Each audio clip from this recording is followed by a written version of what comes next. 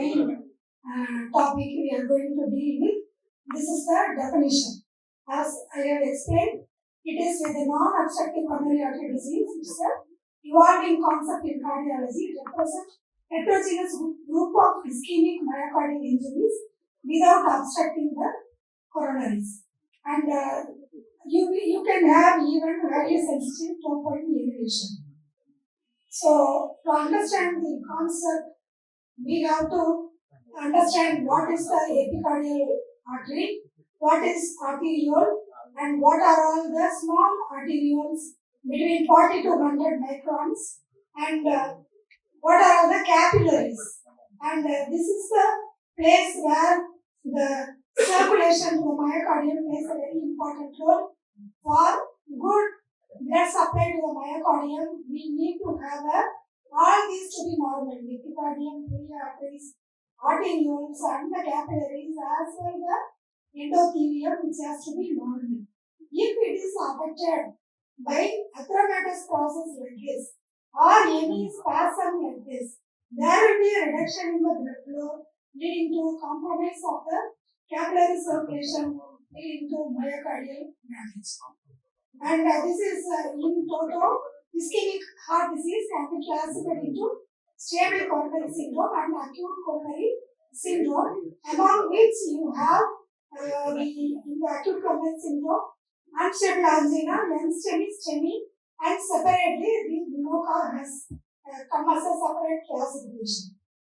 So I have already told you the mechanism. You must have seen in the clinical books that there are 5 causes for infarction, isn't it? One is clot rupture, another one is spasm, another one is clot obstructing, another one is any stress, that is demand supply mismatch, and another one is the slow flow leading to thrombus formation. All those things can play a role, but mainly in MINOCA, only 3 mechanisms will overplay and overlap. And the clot rupture is the first one, and next will be the coronary spasm, which are very important pathology. We will see in the next slides also. The same thing. The coronary arteries will have a structural problem one side and functional problem in the form of spasm on the other side. And structurally, certain things may be altered, like LV hypertrophy, diastolic dysfunction, and increased EDP, valvular heart diseases like aortic stenosis, severe systemic hypertension, coagulation, and dilated cardiomyopathy and infiltrating cardiomyopathy. All will lead on to reduction in the microcirculation, which can be again divided as the 2 mechanisms. One is functional obstruction, another one is the structural obstruction. And this is the epicardial arterial spasm leading to reduction in the coronary blood flow, but the coronaries are not obstructive. And here in the downstream you have the microvascular dysfunction. The coronaries are obstructive due to atherosclerosis. Both will lead on to myocardial damage. So there are 3 diagnostic criteria to diagnose myocardial, that is MINOCA. The universal criteria for acute myocardial infarction holds good, and angiogram is negative. Negative means not fully normal. There may be 50% lesion. Anything not more than 50%. And then no clinically aware cause for the acute presentation. As far as other coronary artery diseases are concerned, we know these are the risk factors. There the clot has ruptured, there the erosion has produced, all those mechanisms we know. But here the mechanism is a question mark at the time of presentation. And this is how the definition of MI, you all know. The universal definition for MI. The AMI criteria is the number 1. Number 2 is non-obstructive coronary artery disease. Normal means not more than 30, and partial means not more than 50%. And no clinically or about specific cause for the acute. Already I have told you the 3 criteria. And there may be some overlaps between the diseases whenever there is a troponin raised. For example, MINOCA one side, other side myocardial diseases like myocarditis, cardiomyopathy, and other cardiomyopathies where there is a microscopic damage to the myocardium. And non-cardiac disorders like pulmonary embolism, renal impairment where the troponin may get elevated even significantly. Acute aortic dissection can also present with extreme changes, chest pain, and then giving like infarction. And again, what are all the coronaries which can be visible in the fluoroscopy? There are all the epicardial visible vessels which are of a diameter more than 1 millimeter only we can see, but the smaller arteries starting from 400 microns to 10 micron, that is the tree you can't see in the fluoroscopy as you see in the second diagram. And epidemiologically, 5 to 10% suffer this type of problem, and most of them are younger and most of them are females. And outcomes also, you think it is not a benign condition, sometimes they go malignant. So that is why they need some systematic type of evaluation. So this is the concept of INOCA. It is a working diagnosis, not a final diagnosis. You have to go further. We are halfway through, that's the meaning. So overview we have seen epicardial and microvascular circulation. There is a disruption due to so many risk factors like diabetes, hypertension, high cholesterol, and obesity. All will lead to oxidative stress, which will lead to a balance between the dilators and the constrictors. And there is a reduction in the nitric oxide availability, leading on to endothelial dependent vasodilatation failure. And again, the additional molecules will increase, leading on to further constriction of the endothelium, leading to stenosis, and there is a reduction in the circulation. So many inflammatory problems are also there. Cytokine response, anti-necrosis factor, alpha, everything will come to play. So that is why we call the coronary artery disease as a disease of inflammation. So this is what I was telling you. The nitric oxide loss system, endothelium 1, and all these things get totally deranged in the non-obstructive coronary artery disease. And these are all the common etiological problems. Plaque getting disturbed, and otherwise called plaque disruption or plaque erosion or rupture, and vasospasm can be another mechanism.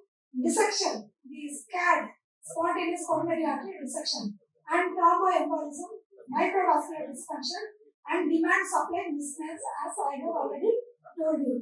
These are all the etiology. One by one we see. Plaque rupture means there is a stable plaque, suddenly one day the shoulder part of the plaque gets ruptured, and this is the vasospasm. You have a small 50% plaque is there, and proximally or distally you can have a spasm that can be induced by hyperventilation, or in the calculus acetylcholine also can be given. And for such conditions, you have to put the patient on calcium channel blocker to avoid further spasm. You can see here there is a plaque. A small plaque is there. You can see. So this plaque is there. Proximally or distally you can have total spasm leading on to total obstruction of the distal vessel. And microvascular dysfunction, you are very well aware of this condition due to diabetes, hypertension, endothelial dysfunction is there, and the microvascular problem oversees the epicardial disease. And the diagnosis requires further minute investigations like coronary flow reserve and the index of microvascular resistance. So these are all the newer technologies that you can find out the coronary microvascular dysfunction, otherwise called CMD, and it is increasingly recognized in the INOCA patients. Now, are you able to see the coronary artery? This is a LED. You are seeing the slow flow, isn't it? So the PV count, otherwise called PV count. So normally we have to start from here to here to reach how many counts is needed. So whenever there is a slow flow, it indicates the microvascular dysfunction, even though the coronary arteries appear normal. So there is a gross slow flow, and where it starts from the area where there is a dilatation of the coronary artery, otherwise called the hepatic segment. That is also coronary artery disease. Not all the constrictions are diseases. Dilatation of the coronary is also a coronary artery disease. And coming to the SCAD, the spontaneous coronary artery dissection, is a very important cause for MINOCA. It predominantly affects younger women without additional risk factors. Some weakening of the wall can occur, leading to disruption of the endothelial dysfunction can occur, and one layer will be peeled off and leading to obstruction of the artery partially or totally. Angiographically, sometimes subtle changes may be there, and you have to do some further intravascular imaging like OCT or intravascular ultrasound to see what is really happening there, what is the true movement, what is the false movement, etc. So sometimes if the flow is achieved, we need not bother, because putting a wire is a problem. It will definitely go into the false movement and produce totally no flow phenomenon can occur. That is why if you have a TV flow, very good flow, 2 to 3, better leave the patient as such. So here you can see the SCAD. So these are the classifications of the SCAD and etc. Type 1, type 2, type 3 are there. We are not worried about them now. And coronary embolism, so microembolization. Whenever we are doing angioplasty, so balloon and every hardware, when it is passed through the coronary arteries, it will try to embolize the clot which is sitting over there to the distal part. So where will it will go? It will definitely enter into the microcirculation and it will produce microvascular clogging of the vessels, leading on to stunning of the myocardium, further worsening, resulting in the on-table VT, VF, bradycardia, sudden death, etc. So this is a definite role in the microvascular disease. So it is a gold standard for the tissue characterization of the myocardium. It differentiates between the infarction, myocarditis, and the Takotsubo stress cardiomyopathy. Late gadolinium enhancement, the so-called LGE, can occur. The pattern itself will give you a clue whether it is a mid-myocardial, subendocardial, or epicardial, etc. So it is recommended for the MINOCA patients as a next part of investigation. You can see the transmural LGE indicating ischemic cardiomyopathy. Subendocardial means again ischemic cardiomyopathy and various other causes. Piliacal PCM also can have. Amyloidosis will be a uniform subendocardial LGE. Epicardial LGE can occur in myocarditis and also non-dilated cardiomyopathy, which is a new entity. You can see in the ESC guidelines. Mid-myocardial mid-wall LGE can occur in the piliacal PCM as well as in the myocarditis as well as in the hypertrophic cardiomyopathy. So like this, no LGE can occur in the some of the places where the perfusion defect is not there, so it may be normal. So this is some of the pictures showing the LGE. The mapping showing myocardial disruption and the rings in the subendocardial indicating ischemia as a cause. So here in this coronary artery portraying the small subtle lesion in the middle. You can see the clot here, small clot is there, but in the cardiac MRI, you can see beyond this lesion, ischemic problem is there in the MRI, you can demonstrate. So even though the lesion is small, the fractional flow reserve is not satisfactory, leading to ischemia of the distal myocardium where it supplies. So MRI is a gold standard for assessing the tissue characterization of the myocardium. So it is a very important study showing heterogeneous group of patients undergoing CMR. You can see this sort of acute myocardial infarction in 24%, myocarditis in 23% of patients, and this is Takotsubo cardiomyopathy, HCM, DCM, and other cardiomyopathies, and this is a diagnosis is not available in these cases. So it's a this is slide showing any patient with abnormal circulations, we can suggest them for cardiac MRI And this is a split up. So this one study showing the most common is the myocarditis. Next come the undiagnosed, and next come the acute myocardial infarction and related disorders. What is the role of OCT? So optical coherence tomography provides high resolution imaging of the coronary artery. Put a wire over the wire, the machine goes inside, and this tip will have the camera, and like this you can see. So you can see the representation here. So there is a flaw. It is a flaw. It has ruptured and given way, and this representation diagram showing platelet which thrombus and these are the thrombi. Okay. So this is a wire artifact. So this is the three layers: endocardium, myocardium, and the epicardium, and the back scatter indicates the liquid present in the around the plum. So the entire circumference is having lipid, and in the shoulder region, this is the block region, and this is a normal area where it is given. That is the theory. Shoulder region will be there for the block rupture. And here what has happened? There is a small erosion which is overlaid by the platelet rich thrombi, and you can see this arrow showing the small erosion which is healed. So, and that is healed under platelet rich thrombi. You can see that. So very clearly you can see 2 millimeter resolution inside the coronary artery. You can visualize what is happening inside the coronary. So Minoka, even though the subtle changes are there in the fluoroscopy, the image guiders show all these changes through the optical coherence tomography. I'm not going into the detail. This is the normal one. 3 layers you are going to see.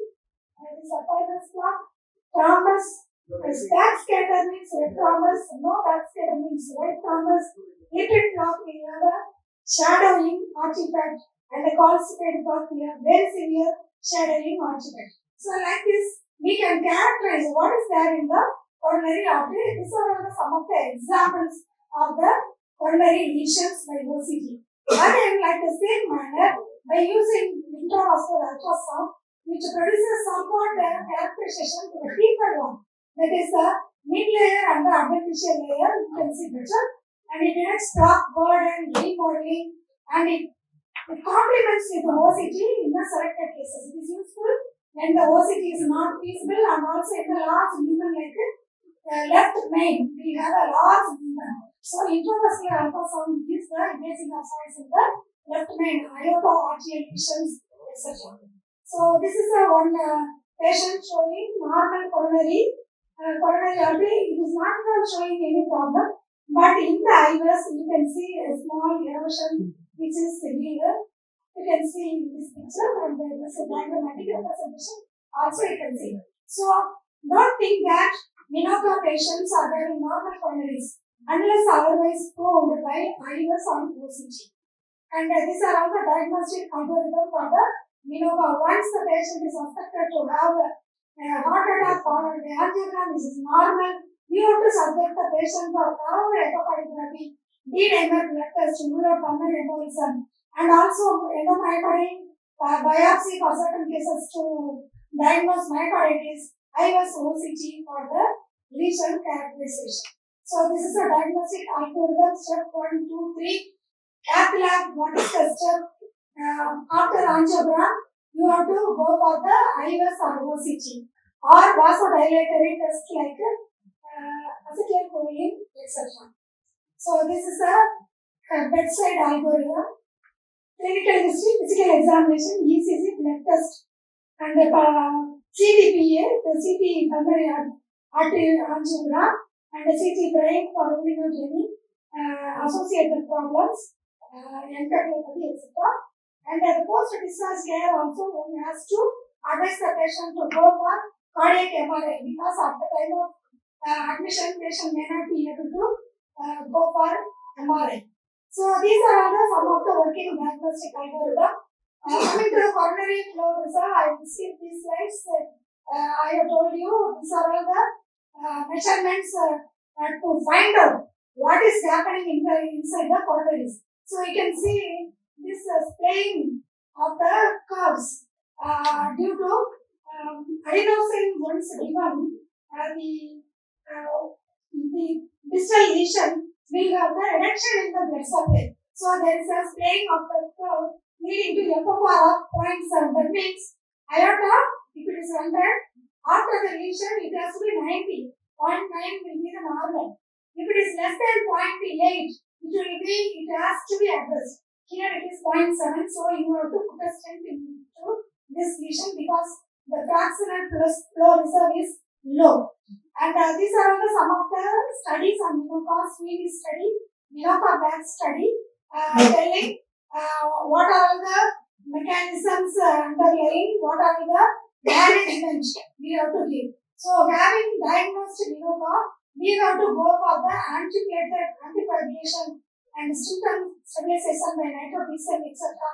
ACE inhibitor, ARBs, all the preventive measures, secondary preventive measures you have to give.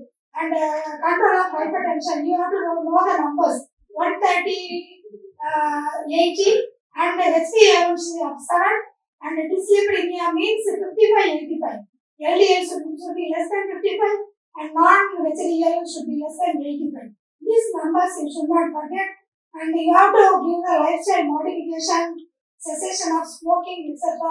And all the guidelines are insisting the multimodality imaging and the proper treatment.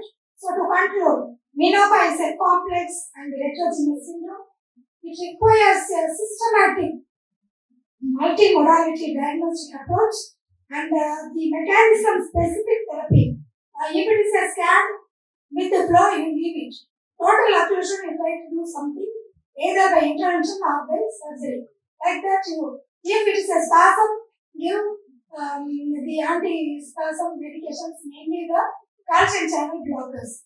And future resources will refine management strategies. There is still a role for antidepressant medications like amitriptyline, derivaline, and your climetazidine, etc. There are small studies supporting the positive outcomes among the Minoka patients. After having Minoka, the patient has to be followed up till the end with all the goal settings. Thank you for patient listening. Thank you for the opportunity. Thank Dr. Colvin for having called me to give this lecture. Thank you, sir. Thank you, madam. To make us understand that Minoka is a working diagnosis which meets the systemic evaluation, and you stress the importance of the latest investigations, cardiac MRI, ultrasound, etc. Thank you, madam.